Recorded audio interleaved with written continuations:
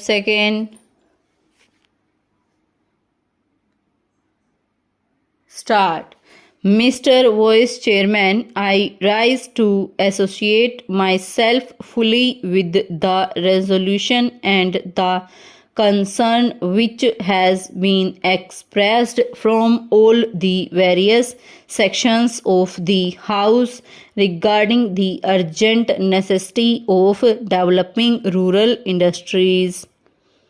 As time passes by, we are reaching a situation in our rural areas where something desperate needs to be done immediately if we want to preserve the social stability of the country and also to see that full use is made of the time and talent of the people in the rural areas which go waste today, as has been pointed out in the resolution.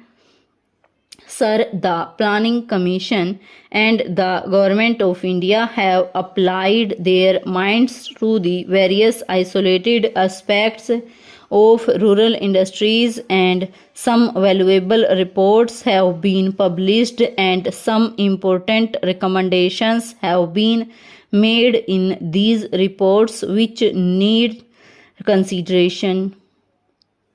But unfortunately, there is no high level decision regarding the various issues which face the country as far as the problem of rural industrialization is concerned.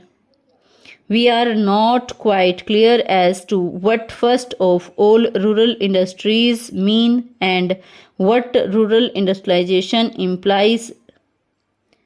Does rural industrialization mean the utilization of local resources in order to meet the local needs?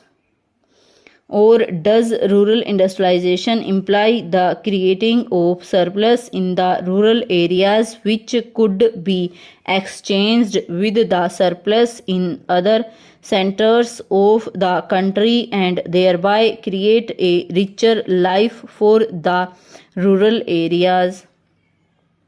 Various opinions have been expressed with regard to this problem, but there is no authoritative determination of the policy regarding the meaning of rural industrialization.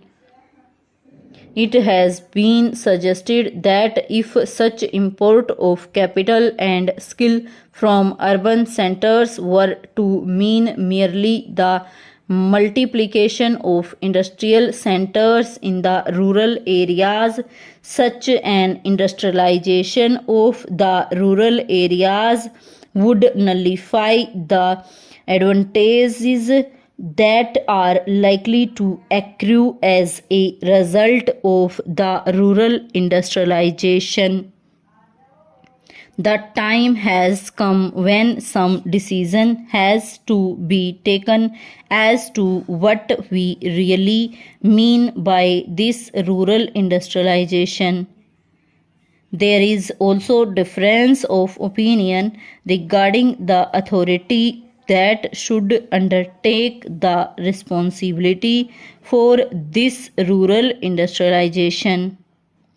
From the literature that has been published in this connection, it is quite obvious that two distinct and powerful schools have developed regarding this issue.